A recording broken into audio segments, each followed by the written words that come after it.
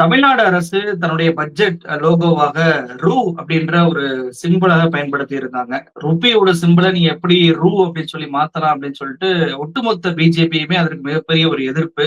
அது போக என்னன்னா, நம்ம பட்ஜெட் தாக்கல் பண்ணி 1 நாள் ஆகிவிட்டது. ஆனாலுமே அந்த எதிர்ப்பு இன்னும் படிந்த பாடில்ல. குறிப்பாக வட இந்திய மீடியாக்கள்.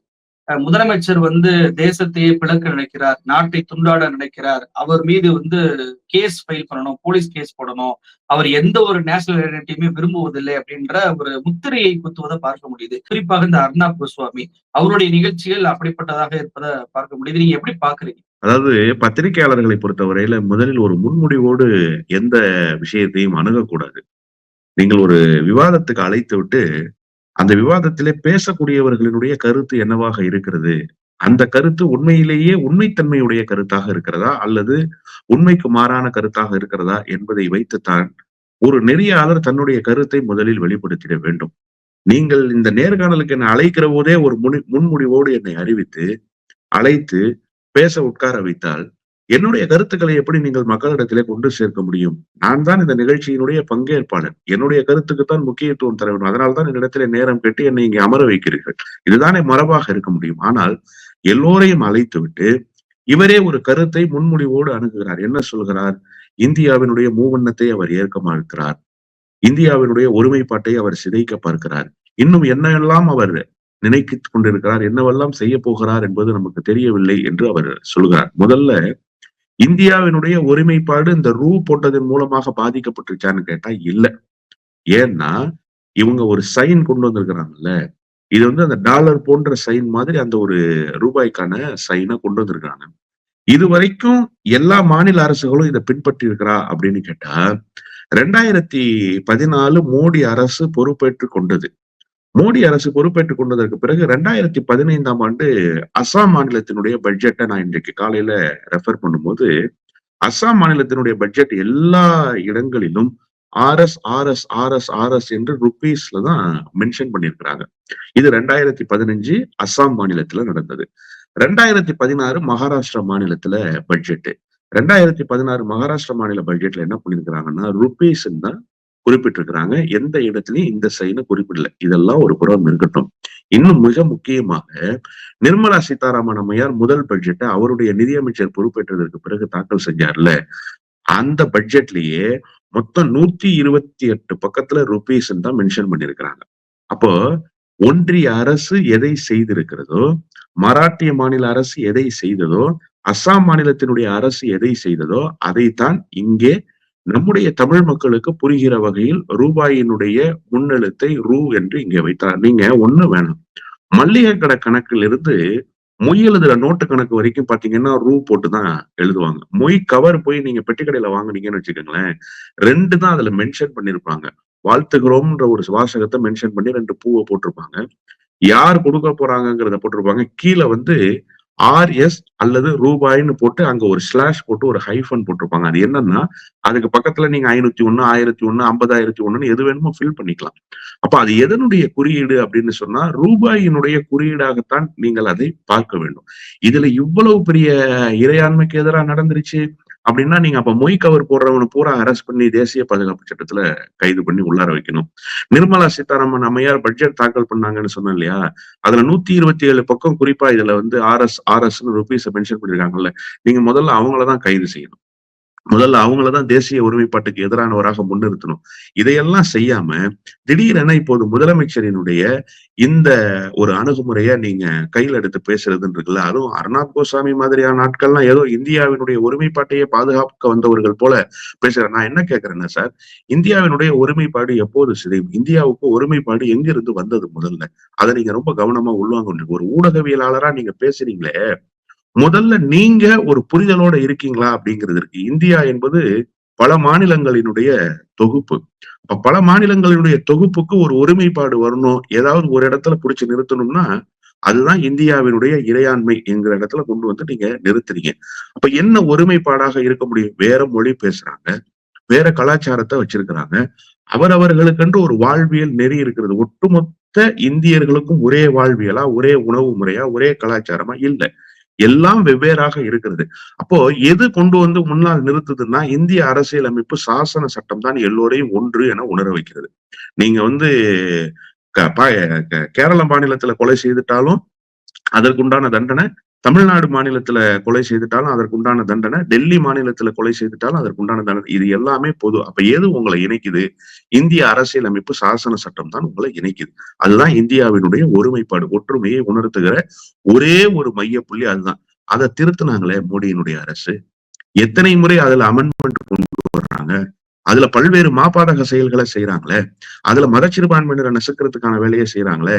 சிஏஏ போன்ற கொடுங்கோன்மை சட்டங்களை கொண்டு வந்து இந்தியாவினுடைய இறையாண்மைக்கு பேராபத்தை ஏற்படுத்தினாங்களே. இந்தியாவினுடைய ஒருமைப்பாடு கேள்விக்குறி ஆயிடுச்சுன்னு உலக அரங்களை தலைகுனிகிற அளவுக்கான சம்பவங்கள் எல்லாம் அரங்கேறிச்சு. அப்பெல்லாம் எங்க போனார் இந்த அர்ணப் கோஸ்வாமி? நியாயமாக அவருடைய கோபம் அப்போதுதானே வெளிப்பட்டிருக்க வேண்டும். சார் இதெல்லாம் பிரச்சனை இல்லை சார். பிரச்சனை என்ன அப்படின்னு கேட்டா, பட்ஜெட்டுக்கு முன்னாடி ஒரு எக்கானமி சர்வே வந்து வெளியிடுறாங்க. இது வரைக்கும் எந்த அரசும் செய்யாததை இந்த மாநில அரசு செய்திருக்கு. அதுல ஒரு 4 முக்கியமான விஷயம் இந்தியாவினுடைய ஒன்றிய அரசின் தூக்கத்தை தொலைத்திருக்கு.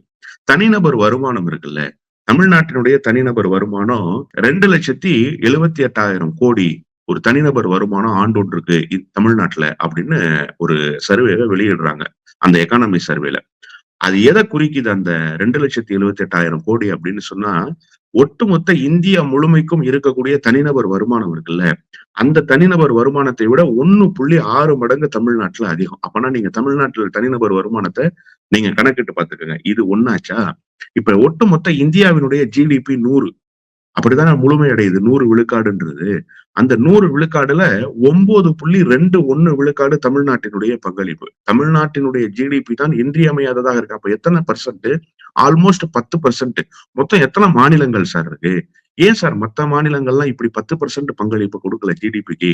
தமிழ்நாடு மட்டும் ஜிடிபிக்கு தன்னுடைய பங்களிப்பாக 10%, ஏறக்குறைய 9.5% கொடுத்துட்டோம். இன்னொரு 0.5% அடுத்த பட்ஜெட்ல நிச்சயமாக இந்த 10% தாண்டிடுவோம் நம்முடைய ஜிடிபி பங்களிப்புன்றது. இது ஒரு முக்கியமான விஷயம். இன்னொரு மிக முக்கியமான விஷயம் என்ன அப்படின்னு பாத்தீங்கன்னா, நம்ம தமிழ்நாட்டினுடைய பட்ஜெட் இருக்குல்ல, இந்த பட்ஜெட் தான் ஹியூமன் ரிசோர்ஸ் பட்ஜெட்டா கடந்த 10 ஆண்டுகள்ல முக்கியத்துவம் பெற்ற பட்ஜெட்டா இருந்திருக்கு. அப்படி என்ன சார் அது ஹியூமன் ரிசோர்ஸ் பட்ஜெட்?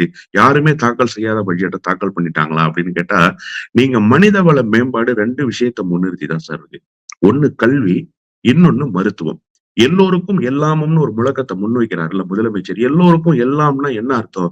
2 விஷயத்த நான் எல்லாருக்கும் கொண்டு போய் சேர்த்துட்டேன்றதுதான். நீங்க வேற எதை கொண்டு போய் சேர்த்தாலும், உங்களுக்கு சாப்பாடு கொடுத்தா நாளைக்கு காலையில பசி வந்துடும், வீடு கொடுத்தா அந்த வீடு பழசா போயிடும். அப்ப எது உங்களுக்கு நிரந்தரமாக தேவைப்படுகிறதோ அதை கொடுக்கிற ஒரு அரசினுடைய தன்னுடைய கடமை இருக்குல்ல, அந்த கடமையை இந்த அரசு செய்திருச்சு. என்ன செய்திருச்சுன்னா, நேத்து பட்ஜெட்ல பாத்தீங்கன்னா மருத்துவத்துக்கும் கல்விக்கும் தரப்பட்டிருக்கிற முக்கியத்துவம் வேறு எந்த மாநிலத்திலும் இதுவரை தரப்படலை. ஏன்? ஒன்றிய அரசினுடைய பட்ஜெட்லயே தரப்படல. அப்ப ஹியூமன் ரிசோர்ஸ் பட்ஜெட்டா இந்த பட்ஜெட் இருக்கு. இப்ப இதுதான் இவர்களுடைய தூக்கத்தை தொலைத்ததற்கு காரணம். இப்ப இந்த சிம்பலோ இல்ல வந்து இந்த சைனை மாத்திட்டாங்க, இந்தியாவினுடைய இறையாண்மைக்கு எதிராக பண்ணிட்டாங்கிறது இருக்குல்ல, இந்த கூக்குரல் எப்படிப்பட்ட குரல்னு சொன்னா, இந்த எக்கானமி சர்வேவை பின்னுக்கு தள்ளிவிட்டு இந்த எக்கானமி சர்வே மக்களிடத்துல போய் சேரக்கூடாதுங்கிறதுக்காக பேசப்படுகிற ஒரு அரசியலாகத்தான் நீங்க இதை வந்து புரிஞ்சுக்கணும். ஏன் இந்த எக்கானமி சர்வேவை பின்னுக்கு தள்ளுறாங்கன்னா, இவங்க தமிழ்நாட்டை தொடர்ந்து வஞ்சித்திருக்காங்க. தமிழ்நாட்டினுடைய நிதி பகிர்வை முழுமையாக இவர்கள் ரத்து செய்து வைத்திருந்தார்கள். தமிழ்நாட்டுக்கு நிதி பகிர்வை தராமலேயே இருந்தார்கள். ஒரு மாற்றாந்தாய் மனப்பான்மையோடு நடத்தினார்கள். இவ்வளவு நெருக்கடிக்கு பிறகும் 9.21 விழுக்காடு ஜிடிபியில பங்களிப்பு கொடுத்துட்டோமே. இந்தியாவினுடைய ஒட்டுமொத்த தனிநபர் வருவாயை விட 1.61% கூடுதலாக தனிநபர் வருவாயை ஈட்டி இருக்கிறோமே. இப்ப இந்த தனிநபர் வருவாயெல்லாம் ஈட்டி இருக்கிறதுக்கான முக்கியமான காரணம் நலத்திட்டங்கள் தான். என்ன நலத்திட்டங்கள்? நீங்க அன்றாட பெண்களுக்கு இருக்கக்கூடிய அந்த இலவச பேருந்து இருக்குல்ல, இது சராசரியா 35 ரூபாயிலிருந்து 100 ரூபாய் வரைக்கும் ஒரு பெண்களுக்கு தனிநபர் வருமானத்தை ஒரு நாள் ஒண்ணுக்கு உயர்த்தி இருக்கு. யாருக்கு உயர்த்தி இருக்கு? சாமானியர்களுக்கு உயர்த்தி இருக்கு. சாமானியர்களுடைய தனிநபர் வருவாய் கூடி இருக்கு. இது ரொம்ப முக்கியமான விஷயம். இதெல்லாம் வந்து இந்த மாநிலத்தினுடைய தனிநபர் வருவாயை பெருக்கும்னு முதலமைச்சர் வியூகம் வகுத்து தான் இந்த விஷயங்கள் எல்லாம் செய்தார். எல்லாரும் சொன்னாங்க, தேர்தல்ல ஒரு வாக்குறுதியை கொடுத்துட்டு அந்த வாக்குறுதியை நிறைவேற்றுறதுக்காக அந்த வாக்குறுதியை நிறைவேற்றி இவர்கள் அரசுக்கு நற்பெயரை சேகரிக்க வேண்டும் என்பதற்காக கஜானாவை காலி செய்யறாங்கன்னு விமர்சனம் வச்சாங்கல்ல. அந்த கஜானாவை காலி செய்ததன் மூலமாக மீண்டும் கஜானாவை வேறு ஒரு வழியில் நிரப்பி இருக்கிறார் முதலமைச்சர். இதையெல்லாம் பின்னுக்கு தள்ளிவிட்டு இந்த செய்திகள் எல்லாம் வெளியில் வரக்கூடாது என்பதற்காகத்தான் திட்டமிட்டு இந்த வேலையை செய்கிறார்கள். இதுல என்ன ரொம்ப வேடிக்கை அப்படின்னா, இந்த நாட்டுப்பற்று யாரெல்லாம் வானத்துக்கும் பூமிக்கும் குதிக்கிறார்களோ இவர்களெல்லாம் கடந்த காலத்தில் இந்த நாட்டினுடைய இறையாண்மைக்கு பேராபத்து வந்த போது வாய்மூடி கொண்டிருந்தவர்கள்.